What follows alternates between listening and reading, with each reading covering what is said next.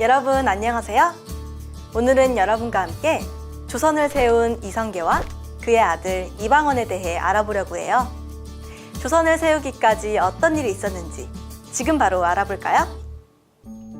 이성계는 1335년 지금의 함경남도 영흥에서 이자춘과 부인 최씨 사이에서 태어났는데요. 이성계의 조상은 원래 고려 사람이었어요. 100여 년 전 고려의 전국이 혼란할 때 함경도로 이주해온 이후 원나라에서 천호라는 지방 관리를 하고 있었어요. 성계는 어릴 때부터 힘이 세고 총명해서 마을 소년들의 대장 노릇을 했어요. 오늘도 성계는 마을 아이들과 전쟁놀이를 했어요. 당장 쳐들어가자. 근데 덕칠이는 어디 갔지? 덕칠이한테 무슨 일이 생긴 거지? 당장 덕칠이를 데리고 와라. 덕칠아, 왜 오늘 약속을 어긴 거니? 그게 아버지가 몸져 누우셔서 내가 나무를 하러 가야 했어. 안 그러면 식구들이 모두 굶어서. 미안하다, 대장. 딱한 사정이지만 넌 우리 모두와의 약속을 어겼어. 전장을 이탈한 병사는 군법으로 다스리는 법. 하지만 아프신 아버지를 대신해서 집안을 보살피는 것 또한 대장부가 할 일이야. 덕칠이에게 오늘 싸움에서 쓸 돌을 한 짐 지워오는 일로 벌을 내리려고 하는데 다들 어때? 찬성이야. 찬성이야. 찬성이야. 찬성이야. 우리 모두 용맹하게 싸워서 전투에서 승리하자. 이렇게 이성계는 어릴 때부터 규율을 강조하면서도 한편으론 따뜻한 마음으로 부하들의 믿음과 충성을 이끌어내는 지휘관의 모습을 보였어요. 어느 날 16살이 된 이성계는 영흥 성주 함경민이 주최한 격구대회에 참가했어요. 다들 성계를 막아! 나한테는 어림없지. 이성계는 이날 눈에 띄는 실력으로 영흥성주 한경민의 눈에 띄게 되고 이듬해 한경민의 외동딸 보패와 결혼했어요. 당시 고려는 원나라의 간섭을 받고 있었는데요. 마침 개혁 의지를 가진 공민왕이 즉위했고 기회가 있을 때마다 원나라에게 빼앗긴 동북지방 영토를 다시 찾기 위해 노력했어요. 하지만 쌍성총관부는 쉽게 함락되지 않았죠. 이때 이자춘의 협력으로 고려군은 쌍성총관부를 공격했고 원나라 군대를 무찔러 큰 승리를 거뒀어요. 만세! 만세! 만세! 만세! 이날 소년 이성계는 다짐했어요. 이제 나는 고려의 신하이자 이 나라와 백성을 지키는 장수다. 고려의 명장 최영과 이성계는 많은 전투를 승리로 이끌었고 이후 고려에서 이성계를 모르는 사람이 없을 정도로 유명한 장수가 됐어요.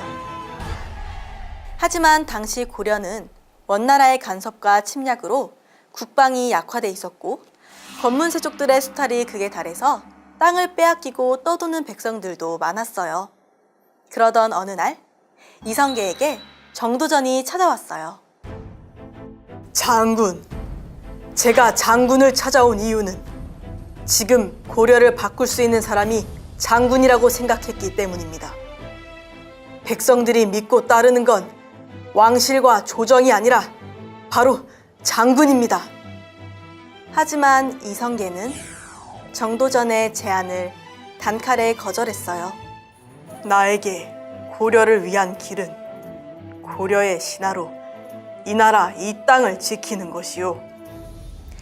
1374년 고려를 개혁하려 했던 공민왕이 죽고 공민왕의 아들 우왕이 왕위에 올랐는데요.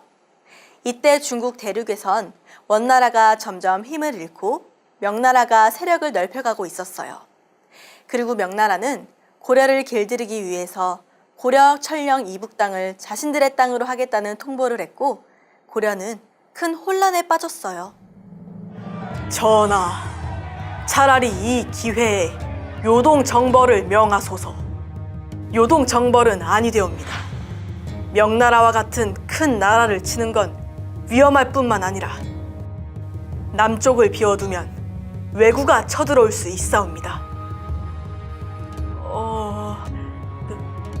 최영 장군의 뜻대로 할 것이요. 장군들은 요동정벌을 준비하시오. 1388년 4월 이성계는 왕명을 받들고 지금의 평양인 서경에서 5만 대군을 이끌고 요동으로 진격했어요. 이성계가 이끄는 대군은 위화도에 머물고 있었는데요. 무덥고 식량마저 모자라 군사들의 사기는 떨어져 있었고 심지어 도망치는 군인들도 있었어요. 그러던 중 장마에 강물이 불어 수백 명의 사람들이 물에 휩쓸려 떠내려갔죠. 이성계는 우왕에게 회군할 수 있도록 허락해달라는 상소를 올렸지만 우왕과 채영은 그들의 요청을 무시했어요. 회군은 곧 반역이다. 하지만 이대로 무고한 병사들을 희생시키고 백성들을 전쟁의 위협 속에 둘 수는 없다. 회군한다. 개경으로 가자. 마침내 이성계는 위화도에서 회군을 결정했어요.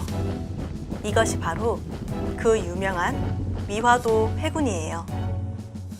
이성계의 회군 소식을 들은 최영은 개경성안의 군사를 모두 모아서 성문을 지키게 했어요.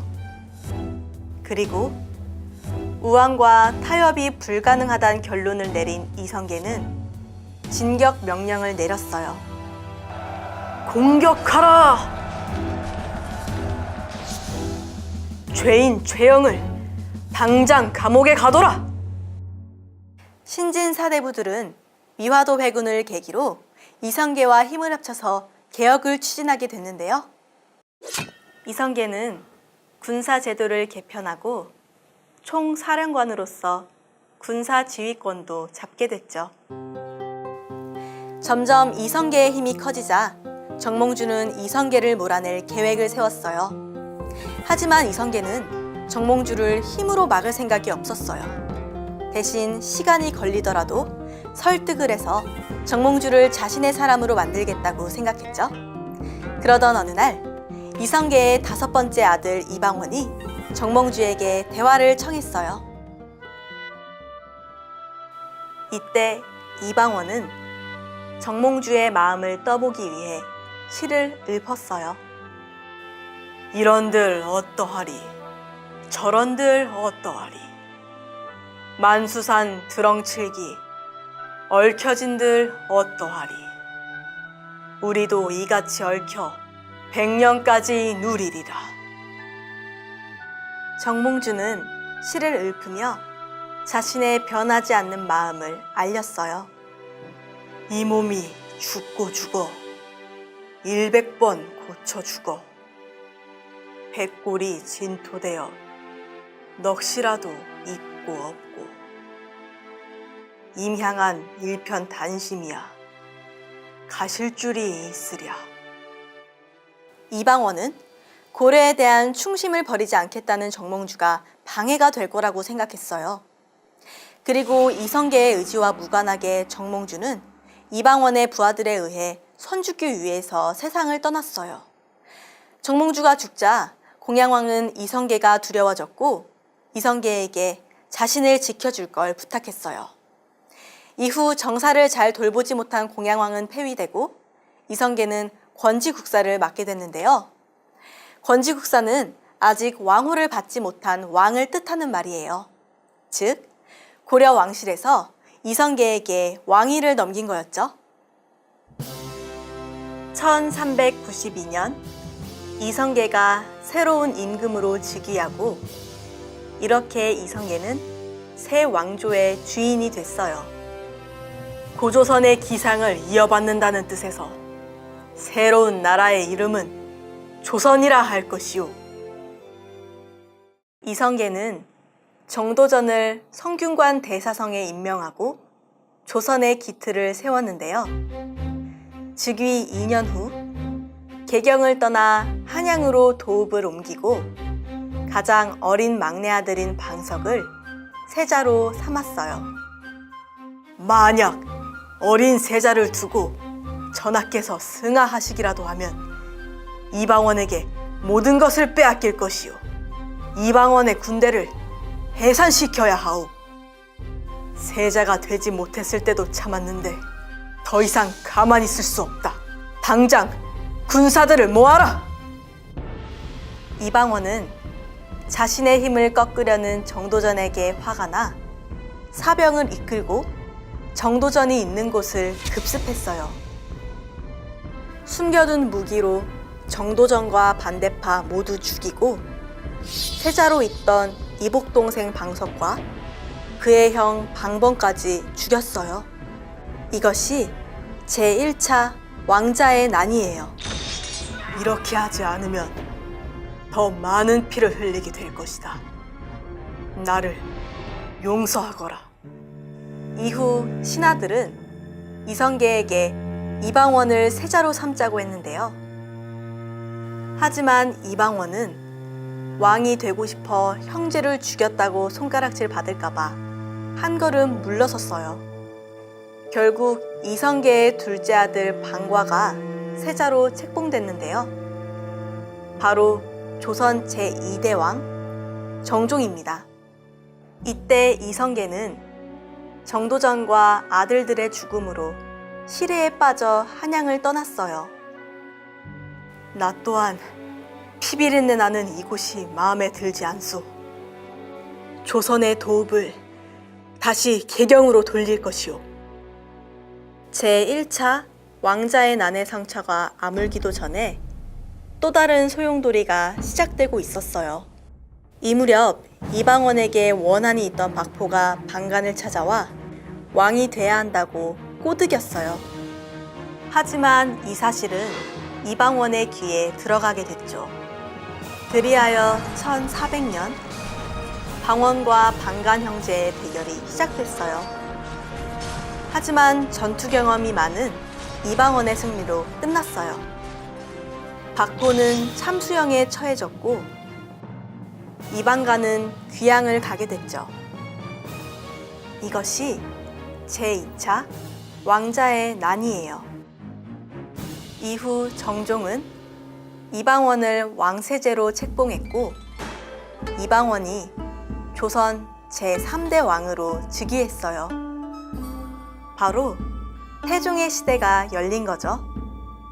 태종은 이후 나라 안팎의 일들을 정비해 갔는데요. 도읍을 한양으로 옮기고 봄, 가을 세금을 폐지하는 등 조선이 안정을 되찾고 있었어요. 그런데 이방원에겐 한 가지 고민이 있었어요. 바로 아버지 이성계를 한양으로 모셔오는 거였죠. 아마 아버님의 오랜 버시자 스승이신 대사께서 설득한다면 아버지께서도 마음을 바꾸실 것이요. 그리하겠나이다. 여긴 어쩐 일이시오. 비록 피로 권력을 잡았으나 이미 백성들에게 어버이 같은 왕이 되어가고 계십니다. 이제 그만 용서하시옵소서. 결국 이성계는 무학대사의 청을 받아들였는데요. 오랜 뜻이었던 한양 촌도를 그 누구보다 기뻐했어요. 그리고 1408년 조선을 건국한 이성계는 병으로 인해 74년간의 파란만장했던 삶을 마감했어요. 아바마마, 꼭 강한 조선을 만들겠사옵니다. 그런데 이 무렵 연이은 가뭄과 전염병으로 나라가 큰 위기에 빠졌어요. 자신의 죄 때문에 나라에 어려움이 생겼다고 생각한 이방원은 몸소 기우제를 올렸어요. 며칠째 쉬지도 않고 저러다가 전하가 쓰러지겠어. 비가 온다. 전하, 비가 옵니다. 비가 오고 있습니다.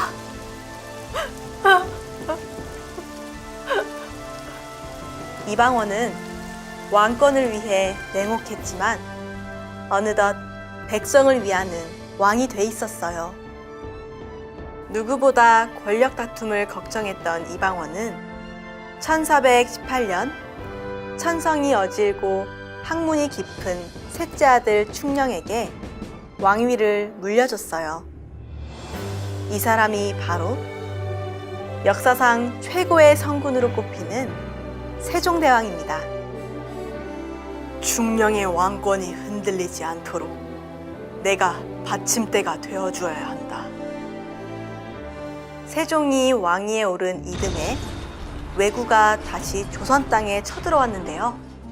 이방원은 왜구의 근거지인 대마도 정벌을 명했고 끝내 왜구들의 항복을 받아냈죠. 대마도 정벌 후 왜구의 침입은 사라졌고 조선은 평화의 시대를 맞았어요. 이제 모든 걸 맡기고 물러날 때가 됐어. 남은 생은 나로 인해 죽어간 넋을 돌보며 속죄하리라. 이방원은 죽은 이들의 넋을 위로하고 귀양을 살고 있던 신하들의 지위도 회복시켰어요. 아바마마, 어서 일어나셔야죠. 주상이 어질고 바른 왕이 되셨으니 내가 할 일은 다 했습니다.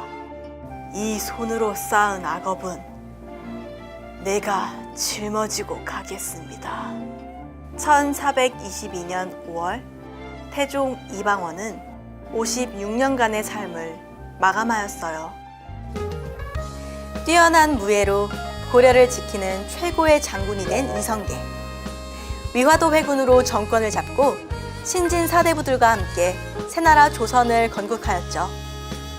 조선의 왕 중 가장 역동적인 삶을 산 이방원은 많은 사람들을 희생시켰지만 혼란한 시기를 정리하고 조선의 기틀을 완성했어요. 500년의 찬란한 역사를 꽃피운 조선은 이 두 사람으로 인해 시작될 수 있었답니다.